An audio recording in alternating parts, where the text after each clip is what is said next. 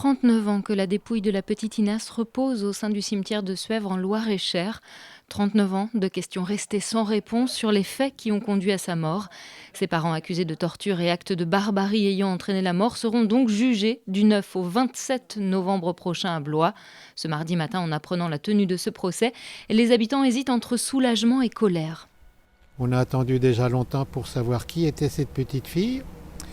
Et maintenant qu'on sait qui sont les coupables, entre guillemets, on est content effectivement de savoir la date du procès. Trouver les meurtriers, c'est sûr que ça a mis un petit peu de temps, mais la justice est trop longue.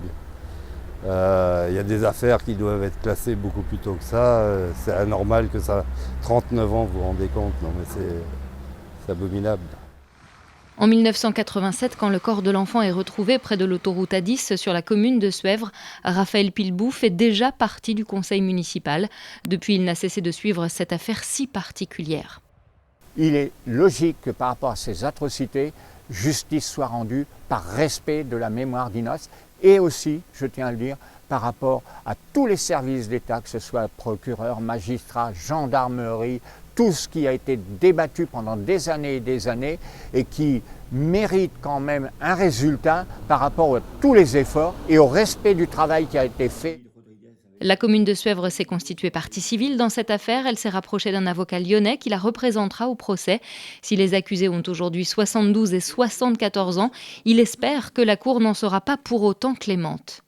Chaque jour qui est passé, depuis qu'on a retrouvé ces bourreaux, est une gifle de plus donnée à cet enfant. Chaque jour passé est un coup de plus donné à cet enfant.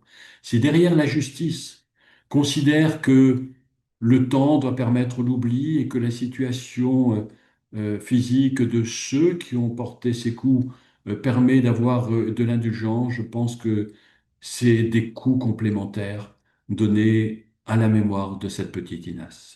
8 ans d'attente pour avoir enfin un procès. Enfin, c'est un soulagement et en même temps, c'est un réel scandale judiciaire. C'est-à-dire que c'est une victimisation secondaire pour tous les enfants qui sont victimes de violences dans ce pays. Pour Inas, on a fait une marche blanche pour exiger que justice se fasse. On est content, bien entendu.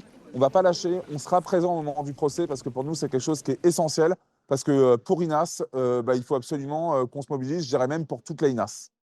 Depuis que la victime a été identifiée en 2018, aucun membre de sa famille n'a demandé à récupérer son corps. 6 de ses frères et sœurs se sont pourtant constitués partie civile dans le procès à venir.